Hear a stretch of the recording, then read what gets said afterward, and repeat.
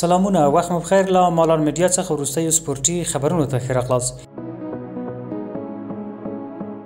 د غزنی ولایت په مرکز حکیم صنایع شهرک میدان کې د یاد ولایت د بدني روزنې او سپورت امریت او فوتبال فدراسیون د ولایتي استازولۍ په همغږۍ د لس لوبډلو ترمنځ د فوتبال حزبي جام سیالۍ پیل شوې چې 15 ورځې به دوام وکړي. د دې سیالیو د پیل په لومړۍ لوبه کې پیرزاده لوبډلې خپلې سیالۍ پامیر لوبډلې ته 1-0 میدانونو په توپیر ماته ورکړه او بریا یې خپله کړه.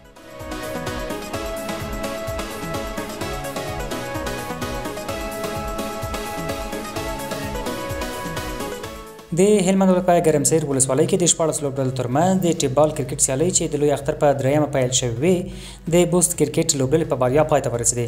د دغه سیالۍ پایلوبې ته بوست کرکټ او الیون سټار لوبډلو لار موندلې وه. د لوبې لومړۍ پاڼۍ بوست اتلان لوبډلې ولوبوله او په ټاکلو 14 اورونو کې خپلې سیال لوبډلې ته د 210 منډو هدف کېښود. الیون سټار لوبډلې د یاد هدف په پوره کولو کې د ټولو لوبغاړو په زیان 150 منډې جوړې کړې او سیال لوبډلې ته په 450 منډو سیالي بایلوده. هیره د نوي چې د دغه سیالیو په پایلوبه کې غوره لوبغاړو ته چمتو شوې ډالۍ هم ورکړل شوې.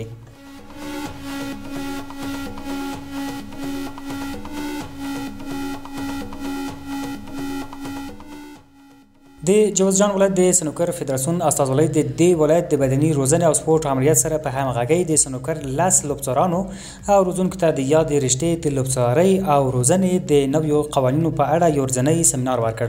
د دې سیمینار د پیل مراسمو کې ورزشي مسؤلینو د سنوکر او بلیارد د کلبونو استازو روزونکو او لوبڅارانو ګډون کړی چې موخه یې د سنوکر او بلیارد له نویو قوانینو څخه د روزونکو او لوبڅارانو خبرول وو.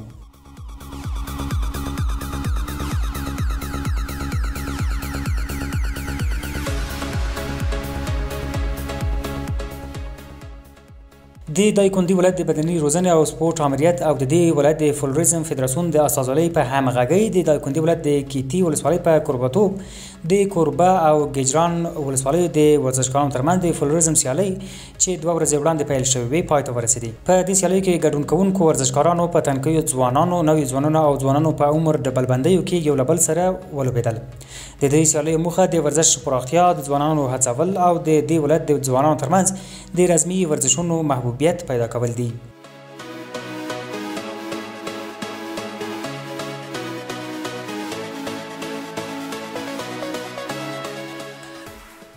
د هلمند ولایت ګرمسیر ولسوالۍ په امیر بلند آغا ورزشي لوبغالي کې د ځوانانو د یووالي په نوم د اته لوبډلو ترمنځ د والیبال ګروپي سیالۍ پیل شوې. په دغه سیالۍ کې چې 2 اونۍ به دوام وکړي هزار جفت اتحاد عمرزي شاهین الف شاهین بی حقیار سفار مرکزی او سفار الف لوبډلو ګډون کړی دی. د دغه سیالۍ په لومړۍ لوبه کې عمرزي لوبډلې خپل سیال حقیار لوبډلې ته 3-2 میدانونو په توپیر ماته ورکړه. همدارس په دویمه لوبه کې اتحاد لوبډلې خپل سیال سلیمان شاه لوبډلې ته د 3-0 میدانونو په توپیر ماته ورکړه او بریا یې خپله کړه.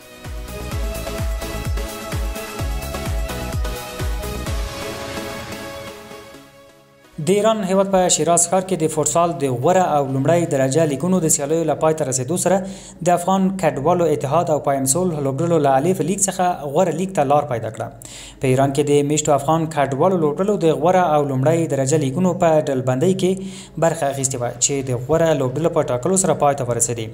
د غوره لیګ په سیالیو کې سارلا لوبډلې لومړی، یاران او مسعود لوبډلې دویم او دریم مقامونه خپل کړل. د یادونې وړ ده چې له الف لیګ څخه اتحاد او پایمسول غوره لیګ ته صعود وکړ. پر ځای اف سی امیری او قایم لوبډلې الف لیګ ته راښکته شوې.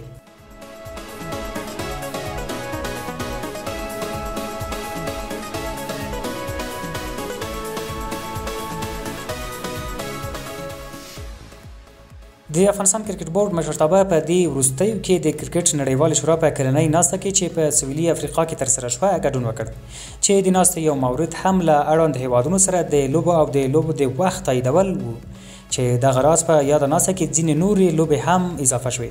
دغه چاره په بریا سره ترسره شوه او له اړوند غړو هیوادونو د تایید رایه واخیستل شوه.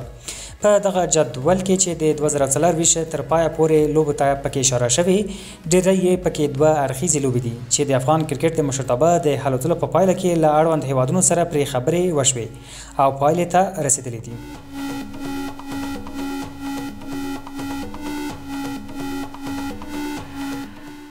او د جوردن هندرسون د سعودي د اتفاق لوبډلې ته د رسیدو او څارنې لاندې د لوبې کولو هوکې ته رسېدلی او داسې ښکاري چې د لیورپول کپتان به ډېر ژر د کلب له لوبغاړو څخه ووځي. هندرسون د کلب په مشرۍ د لیورپول په بیا رغونه کې یو له مهمو لوبغاړو څخه و. رومانو راپور ورکړی چې هندرسون یوې معاملې ته رسېدلی او دا چې لیږد به یې په راتلونکو څو ورځو کې ترسره شي. همدارنګه لیورپول د فابینیو د وتلو لپاره کار کوي. برازیلي ستوري له اتحاد سره هوکړې ته رسېدلی او له بنزما او کانټا وروسته به د دوی دریم ستر لوبغاړی نومول کیږي. د رومانو د راپور له مخې فابینیو بالاخره د څو خبرو اترو وروسته د الاتحاد سره موافقې ته ورسېد.